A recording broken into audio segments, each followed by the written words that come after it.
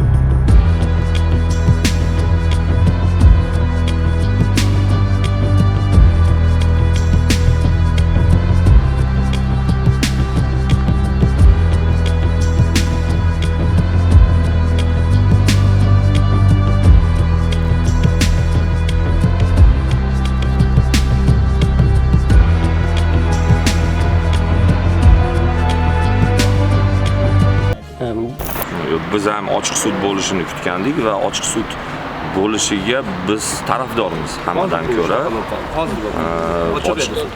Yopiq bu hozir bo'ldi. hozir shuni e'lon Hozir Kim e'lon qildi? Siz qaysi taraf? Advokatingiz ham taraf bo'ldi. ularning tomonidan ketdi zalda. aka Jo'rayevlarning advokati iltimosnoma kiritdi va sizning advokatingiz qo'llab-quvvatladi. Endi meni advokatim nima uchun qo'llab-quvvatlaganini men bilmayman, lekin iltimos kiritgan taraf bunga mas'ul bo'ladi deb o'ylayman, chunki biz bunaqa iltimos kiritmaganmiz. ammo qarama-qarshi tomon Jo'rayevlar sulolasi biror bir chiqish, biror bir ommaga e'tiboriga chiqish qilmayapti. Xo'jaobodda to'ydagi chiqishi, ya'ni mani o'g'lim Shohjahon 40 yoshda farzand ko'rganman degan o'sha fikri talqin etilgan. Mani o'g'lim 40 ga kirganimda o'g'il ko'rganman, Shohjahon. Jo'rayevlar bu jarayonga juda ham yaxshi tayyor emasdi. Haqiqatan tan olish kerak, jurnalistlar va blogerlarga mavzu topildi-da. Ko'zni ochib qaranglar, boshqa mavzu tiqilib yotibdi, to'lib toshib yotibdi. Va O'zbekistonda chetlarida beshta bir oila tirnoqqa zor, nonga zor. Shunaqa holatlar bor. O'zimni hamkasblarim 8-may kuni bo'lib o'tadigan sudga hech kim bormasligi kerak. Bormasin hech kim. Nima bor? Yo'q. Botir Qodirov gap qilyapti. Botir Qodirov desa kerak.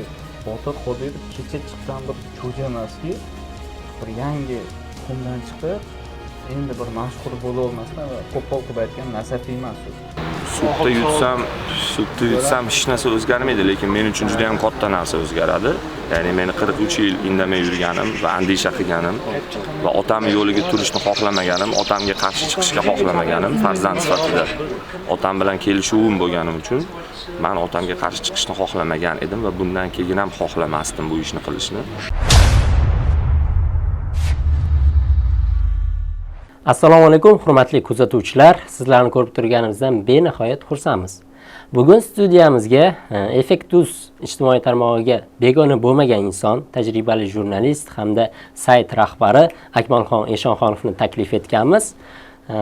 Akmal aka, bugungi kunda dolzarb mavzuga aylanib borayotgan, telefonda ham, hattoki televideniyalarda ham chiqib shov-shuv ko'tarayotgan masala bo'yicha, Jo'rayevlar oilasiga taalluqli bo'lgan masala bo'yicha suhbatlashsak. Avvalambor assalomu alaykum. Umuman olganda kimdir oilasi to'g'risida bo'layotgan gap so'zlar hozirgi paytdagi jamiyatda dolzarb mavzulardan biri deb atamagan bo'lardi birinchidan. Buni kim qanaqa tushunsa tushunar.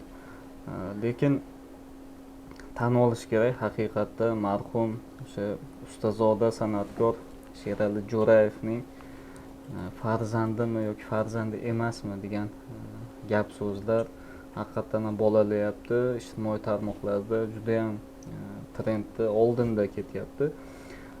Lekin bugun mana sudda ham o'zimiz qatnashdik, ko'rdik. Ayrimlar o'sha Botir Qodirov haqiqatdan Sherali Jo'rayevning o'g'li deb gapirishyapti. Umuman olganda hozirgi paytda jamiyatda Botir Qodirov kimning o'g'li degan savolga javobdan ko'ra yanada dolzarbroq, ya'ni ustunroq mavzular bor deb o'ylayman. Bu meni qarashimda. Bu men albatta shaxsiy fikrim, shaxsiy fikr. Hech kim qarshi chiqmasligi kerak. Buni men bildiraman. Xo'p, bu yerda, xo'p boshqa joyda. Botir Qodirovning bugun o'sha sudga kirishidan oldin aytgan so'zlari to'g'risida uning o'sha gaplariga, fikrlariga 100% qo'shilaman. Ya'ni u aytdiki, men onamning sha'nini himoya qilmoqchiman, majburman bunga. Umuman olganda onalar sha'nini himoya qilyapman degan fikrlari juda ham ajoyib va ta'sirli chiqdi haqiqatda. Men majbur bo'ldim, yana bir marta aytyapman, onamning sha'ni uchun majbur bo'ldim bu ishni qilishga. Shohjahon Jo'rayev bundan bir necha kun oldin bergan intervyusida Botir Qodirovning marhum onasi to'g'risida juda ham qo'pol, juda ham bir qabul qilib bo'lmas gaplarni gapirgan edi.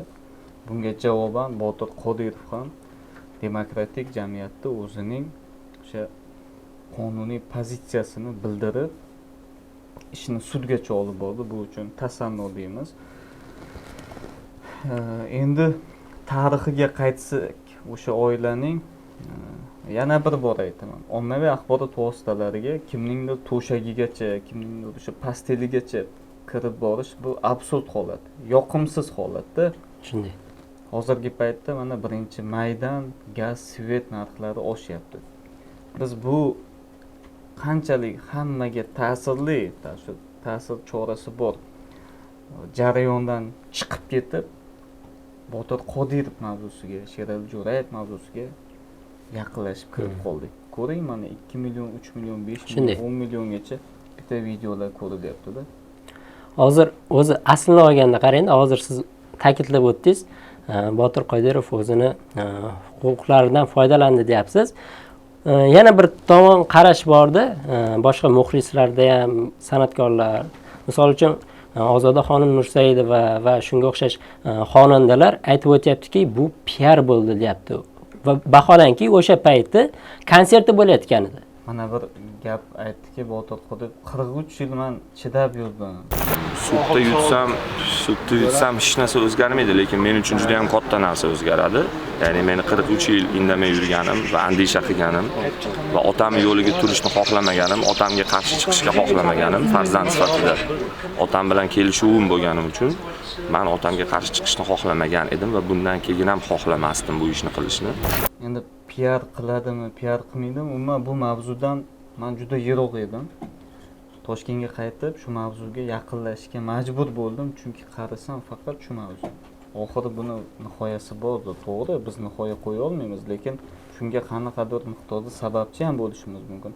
Ozoda nima dedi, Yulduz nima dedi, Ozodbek Nazarbekov nima dedi? Buni umuman olganda asli bilmadim, mendan boshqalarga ko'proq ta'siri bordi, to'g'ri. Ozoda gapirdi, Ozodbek gapirgan, Yulduz gapirgan. Lekin bu yerda bitta gapga yana bir marta qo'yilib qolish kerak. Ona sha'ni, sha'ni, umuman ona, ota sha'ni bor bu yerda. Bu jarayonda Jo'rayevlar sulolasi Botir Qodirov tomonidan ancha pastda va yutqilyapti. Shuni ayta olaman. Ijtimoiy tarmoqlarda hamma har xil gapiryapti. Botir Qodirov PR qilyapti. Botir Qodirovga shu kerak. Botir Qodirov kecha chiqqan bir cho'ja emaski, bir yangi tuxumdan chiqib, endi bir mashhur bo'la olmasdan va qo'pol qilib aytgan nasafiy emas u. Tushuntira oldimmi? Botir Qodirov o'zini ovoziga, o'zini san'atiga necha yillardan beri ega bo'lib kelgan, o'zini muxlislarga ega bo'lib kelgan, xalqlar do'stligi san'at saroyida konsert berib, biletlari qolmayotgan san'atkor bu. Nima olgan gastrollar beradi, xorijlarda kliplar olgan ko'pdir. Biz o'zimiz ham eshitamiz misolda sevib. Shunday. Lekin bu narsa yomon. Sherali Jo'rayev vafotidan keyin bu ishlar sodir bo'layotgani bu yomon. Bungacha nima uchun shu ishlar qilinmadi deganda, ota nazdidan, otani chizgan chizig'idan chiqa olmaslik degan faktorlar ham bor. Otam bilan kelishuvim bo'lgani uchun men otamga qarshi chiqishni xohlamagan edim va bundan keyin ham xohlamasdim bu ishni qilishni. O'sha uchun men shunaqa o'ylayman. Botir Qodirov hozirgi paytda to'g'ri ish qilyapti. O'zbekistonda baribir qonuniy jamiyat, demokratik jamiyat, ochiqmiz. Nima olganda mana sudlar bemalol ko'rdek gapiryapti, jamiyat mana misol faol yuryapti-da. O'zi asli mana shu mavzuni hozir shu joyda gaplashib o'tirganimiz o'zi xato. To'g'risi gap. Sud bo'lyapti. O'zbekiston Respublikasi nomidan sud o'zini fikrini bildiradi va o'sha fikr, o'sha hukm deyiladi uni, o'sha bajarilishi shart. Demak, Botir Qodirov, Zohir Shoh Jo'rayev javobgar sifatida, otalikni belgilash sifatida, javobgar sifatida sudga bergan ekanmi? Demak, sud ekspertiza tayinlashi kerak. Ekspertiza deganda bu DNK bo'ladi. DNK xulosasiga ko'ra sud keyinchalik ajrim yoki hukmni e'lon qiladi. Umid qilamizki, bu sud, bu jarayon O'zbekiston sudlariga ham nisbatan ishonchni, ularga bo'lgan turli bir qarashlarni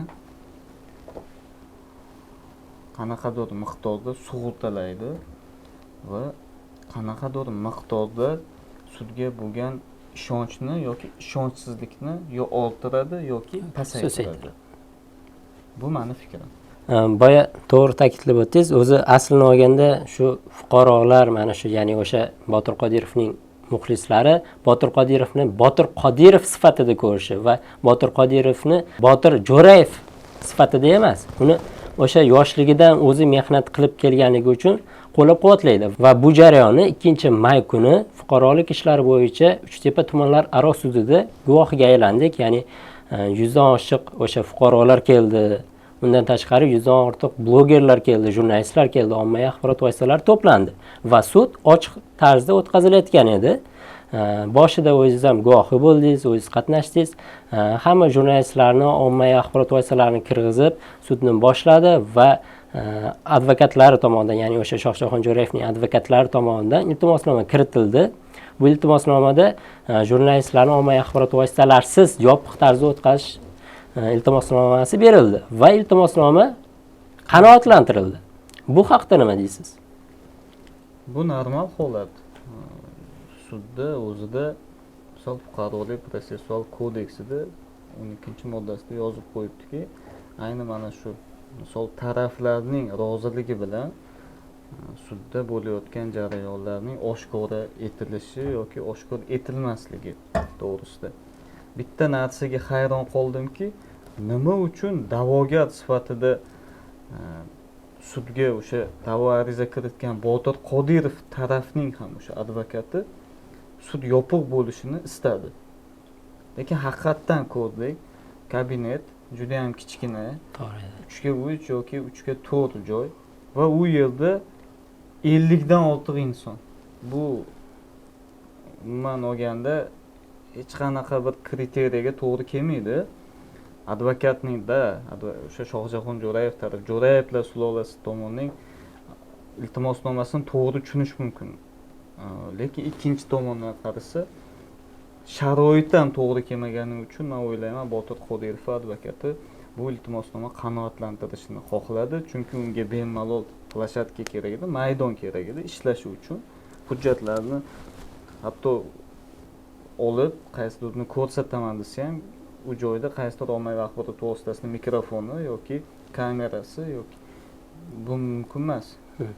Mantiqan olganda mumkin. Mantiqan olganda. O'sha uchun sud yopiq bo'ldi. Bu normal holat. O'sha aytyapmiz-ku, yana qaytaraman. Bu ish sudlarimizni qanchalik mustaqil ekanligiga, qanchalik adolatli ekanligini bir yanada bir yuqoriga olib chiqadigan bir sinov, ya'ni o'sha sud hozir bir qaysidir pallada bo'lsa, mana shu sud hukmi o'sha sudni umuman olganda sudlarni qanchalik mustaqilligini ifodasini belgilaydi deb o'ylayman. O'zi aslini olganda bitta gapingizni bo'ldim, hatto Botir Qodirov o'zi ham sud yopiq bo'lishidan xabardor emasligini aytib intervyu jarayonida aytib o'tdi. Ushbu intervyuni muxlislarga havola qilamiz. Men bugun shu uzoq yurtlardan qo'shni Tojikiston, Qozog'iston, Qirg'iziston, Turkmaniston va o'zimiz O'zbekistondan turli tuman viloyatlardan tashrif buyurgan men uchun meni qo'llab-quvvatlagani va guvohlik bergani kelgan hamyurtlarimiz, aziz muxlislarimizni oldiga keldim. Botir aka, hozir xalq siz tomonni olib turibdi-da.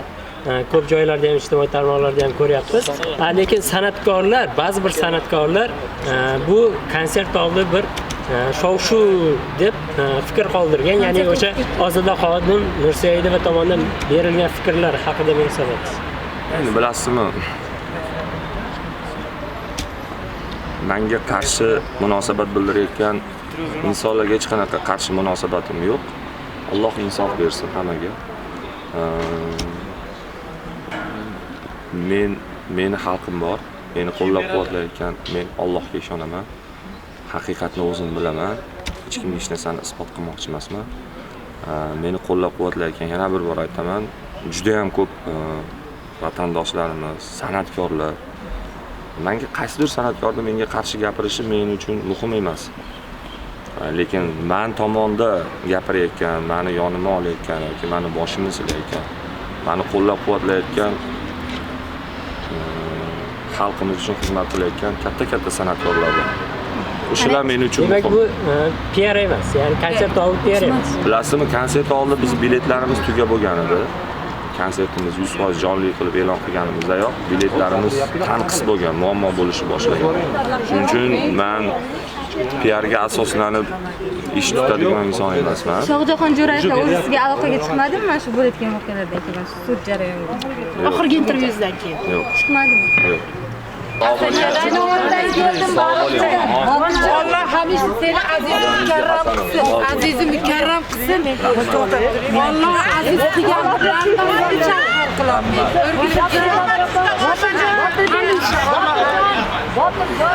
nima bo'lishidan qat'iy nazar, nima bo'lishidan qat'iy nazar, hech narsani aqlayman dema bo'ladi.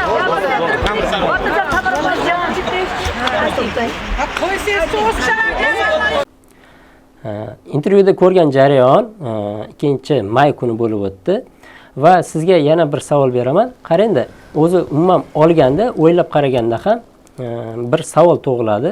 Nima sababdan Botir Qodirov ommaviy axborot vositalari bilan har tomonlama ishlab kelib, ya'ni o'sha bo'layotgan jarayonlarni yoritib kelmoqda-da, ammo qarama-qarshi tomon Jo'rayevlar sulolasi biror bir chiqish, biror bir ommaga e'tiboriga chiqish qilmayapti. Chiqdi Navro'z bayramida adashmasam Shohjahon Jo'rayevdan intervyu olishdi.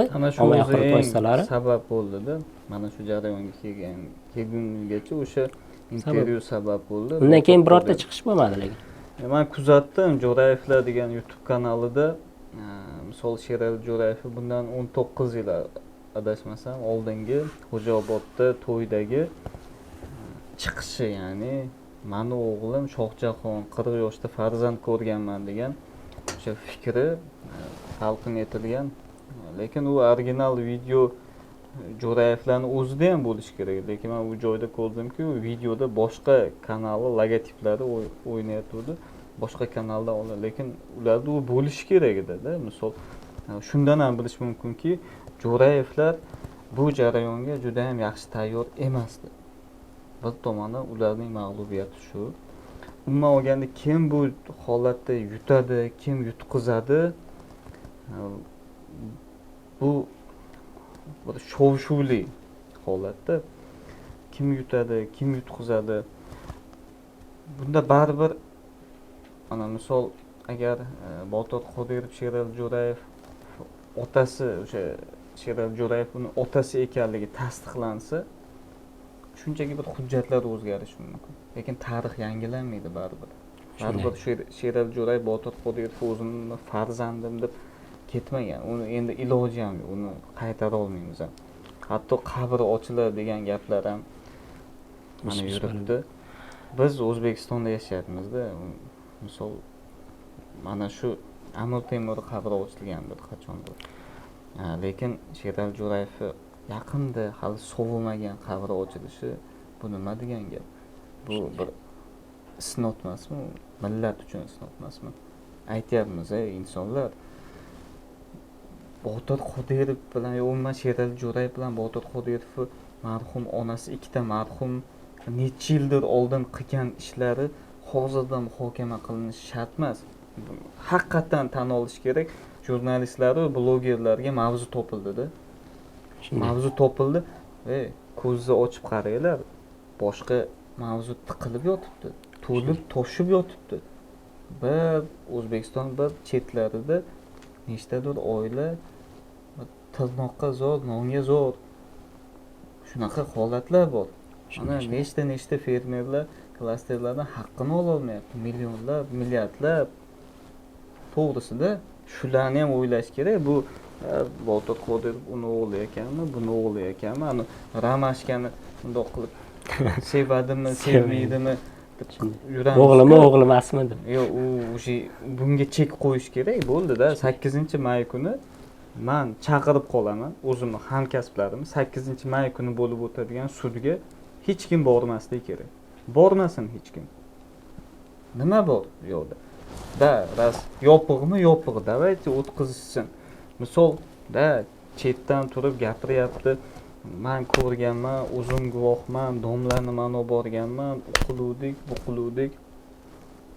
Katta odamlarda nima farqi bor domlarni sanab borasiz? Xo'p, o'sha Botir Qodirov, Sherali Jo'rayev o'g'li deb tan oldik. Nima o'zgardi? Nima o'zgaradi?